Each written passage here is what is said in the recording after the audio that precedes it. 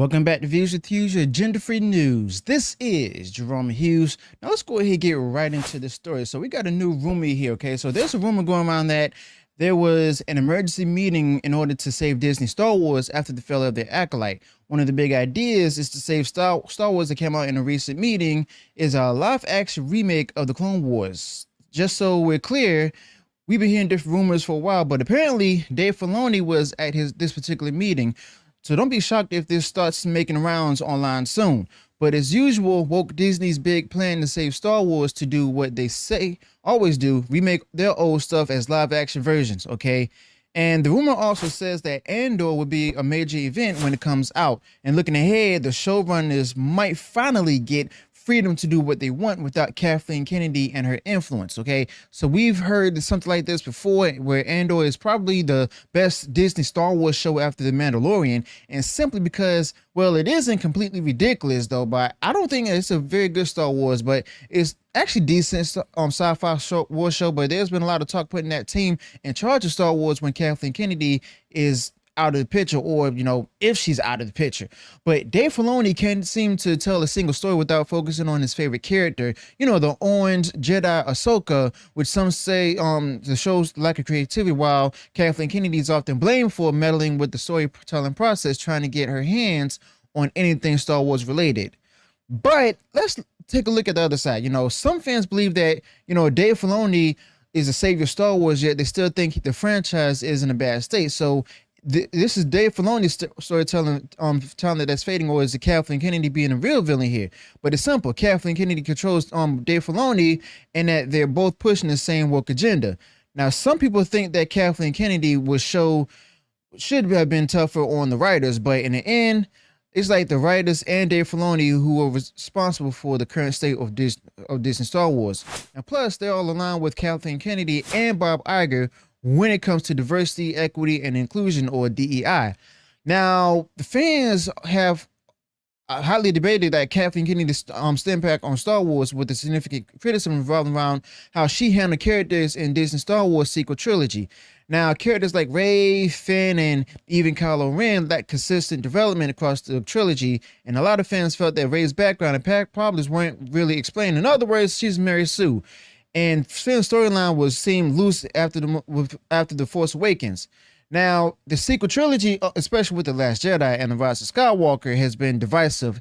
And The Last Jedi introduced more woke narrative choices, such as the destructing the traditional Star Wars themes from George Lucas, while some praised it for its innovation and many Star Wars fans criticized it for straying too far from the established lore and character motivations for George Lucas. But The Rise of Skywalker faced a lot of criticism trying to reconcile divergent storylines leading to pacing issues as well as any plot threads that are unresolved. But under Kathleen Kennedy and her leadership, Lucasfilm embarked on an ambitious expansion of the Star Wars universe beyond the Skywalker saga. And this included the standalone films like Rogue One and the horrible Solo, as well as a series with like The Mandalorian. But while these different projects expanded the lore and appealed to like different audiences, a lot of fans felt like the release of new content actually diluted the core Star Wars experience, leading to franchise fatigue, as well as more woke ideology.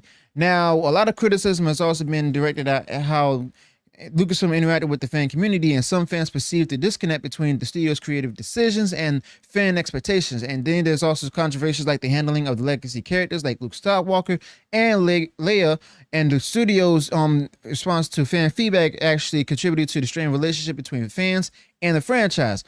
But overall, Kathleen Kennedy's time at Lucasfilm brought new stories, characters, and different opportunities for the Star Wars universe that some people would say, but also sparked a lot of debates about the direction and how the faithfulness to the franchise's core values among the dedicated fan base.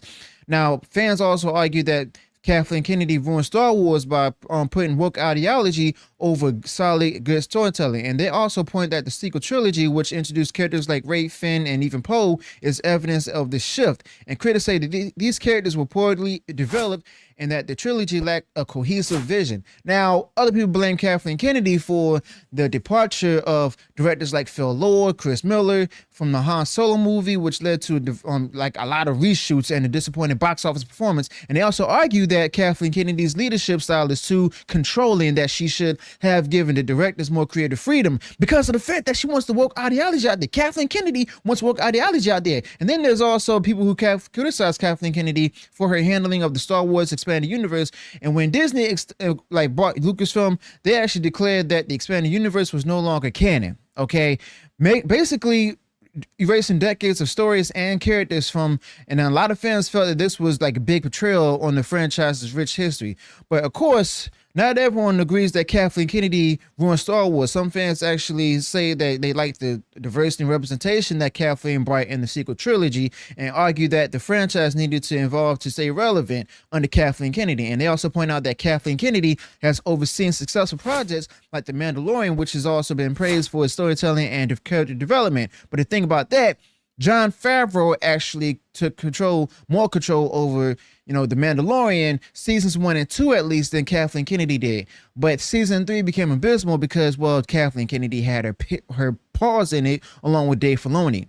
Okay, but the fact of the matter is that the fans are speaking louder than ever, and with this rumored emergency meeting that was held between Dave Filoni and Bob Iger, it was said to have been happening, and it's pretty dumb if you ask me, because their only way to save Disney Star Wars is by excluding Kathleen Kennedy, but at the same time doing live action remakes of Clone Wars. I mean, the Disney fans out there are already sick of the Disney live action remakes and stuff. And now we're going to have a Disney Star Wars live action remakes of the Clone Wars, which is pretty dumb if you ask me.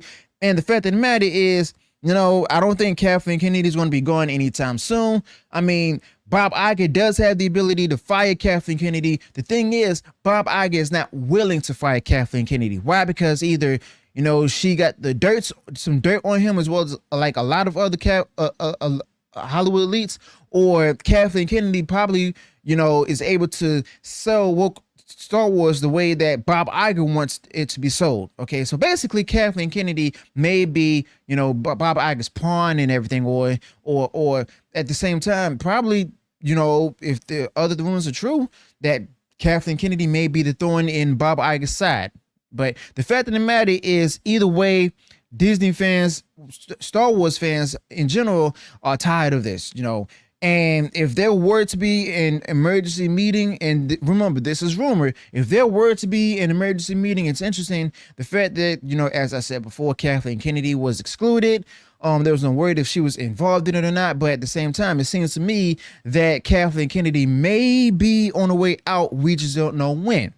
Okay, but the fact of the matter is, Kathleen Kennedy is basically, as far as I'm concerned, she's may still be in Star Wars, but the fans are done with Kathleen Kennedy, and it's spoken loudly with the Acolyte ratings, as well as the reception of Kathleen Kennedy's planning with making Lucasfilm like 50% female to help Bob Iger to meet the whole diversity bounding.